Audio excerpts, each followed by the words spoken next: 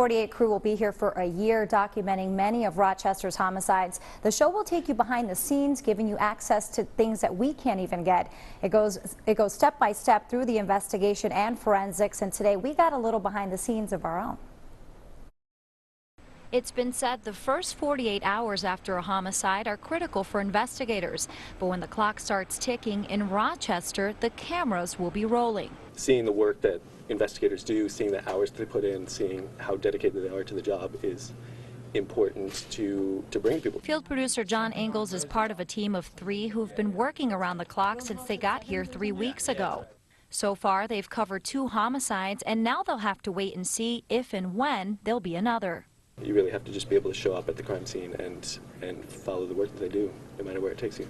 Ingalls is actually back in town for the second time. Back in 2008, a similar show made its way through our streets. He's also working with some of the same investigators like Gary GALETTA. A lot of people, particularly the families of victims, don't realize the effort, the day-to-day grind that goes into doing a murder investigation. It's something investigator GALETTA says people should see to fully understand the work doesn't stop when the tape comes down. There's so much more to it, and unfortunately during our meetings and briefings with families, they get a snapshot rather than a real concept of the enormous amount of effort and work that goes into it. These photographers have been to several cities throughout the U.S. documenting horrendous crimes. It's a 24-hour job that requires a tough skin and a city who can fight its own battles. Partly what makes Rochester attractive is that the investigators here have a very high solve rate. The city of Rochester, I think, is able to put a lot of resources into solving homicides.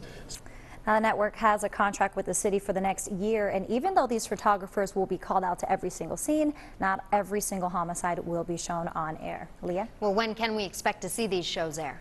Well, that all depends on the cases. The producers tell me they usually wait until the case is solved. They say even though the show is called 48 hours, some investigations take a lot of time to solve. They want to capture it from start to finish. All right, Jo Angel, thank you for that report.